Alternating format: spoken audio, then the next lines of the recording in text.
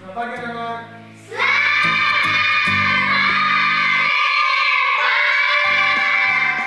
Kali lagi kita berjumpa pada aktivitas yang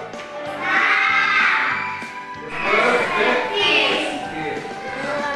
Gambar perspektif adalah teknik atau metode menggunakan gambar objek 3 dimensi, ya, yang artinya 3 dimensi menurut kita melihat gambaran objek berdasarkan kesan pandangan mata atau sudut pandang, ya. Umumnya teknik perspektif ini digunakan untuk menggambar objek, benda, ya, ruangan seperti lingkungan yang ukurannya lebih besar daripada manusia. Gambaran melalui sudut pandang kita. Misalnya kita menggambar apa yang di depan mata kita. Contoh kalau di depan, yang ada di depan mata apa siapa? Mungkin anak-anak, ini kali, kalian. Dan misalnya bapak duduk atau berdiri di pintu, akan menyampi melihat di sini yang ada di depan bapak adalah samping kali kalian.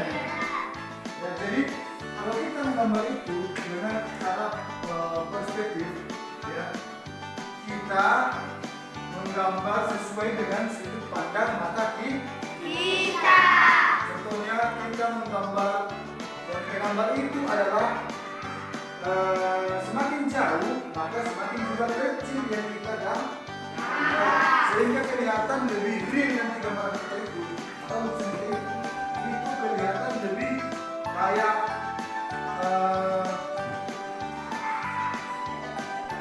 nah sebaliknya, kalau gambaran kita itu lebih dekat dari kita, maka gambaran kita itu lebih besar juga. Dan kalau jauh, maka gambaran kita juga agak lebih kecil. Agar anak-anak kami atau anak-anak kami kelas 4 lebih mudah memahami, ya, gambarannya seperti apa. Nah, perhatikan di depan. Bapak kasih contoh. Bapak gambar contohnya pemandangan alam.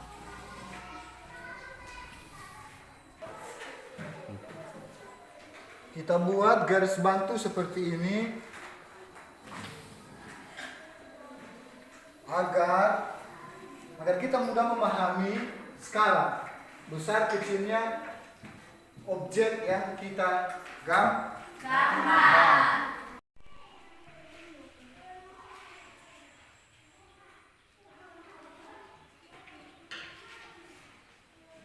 Ini contohnya Bapak gambar pemandangan,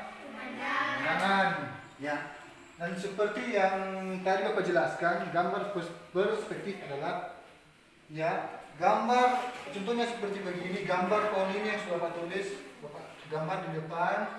Ini dia semakin jauh maka kelihatan semakin kecil. Dan kalau semakin dekat dari Bapak, maka lihat pohonnya kelihatan makin besar. Contoh seperti batu ini, meskipun batu yang di belakang ini lebih besar daripada batu yang di depan ini, tapi karena batu ini lebih dekat dari Bapak, maka batu ini kelihatan lebih besar daripada batu yang di belakang. Maka semakin jauh kita melihatnya, semakin kecil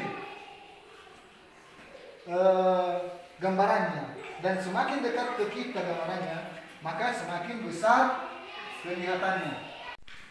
Sekarang Bapak minta anak-anak kami semua untuk melukis atau mencontoh gambar seperti Bapak yang sudah buat di depan ini. Paham?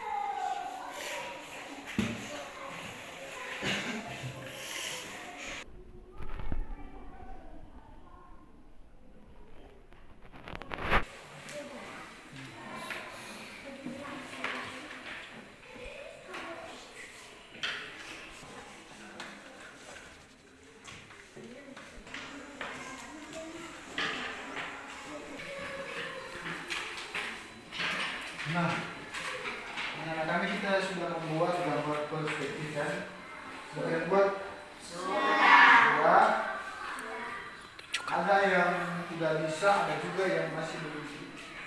Coba kasih tuh gambarnya Bapak semua.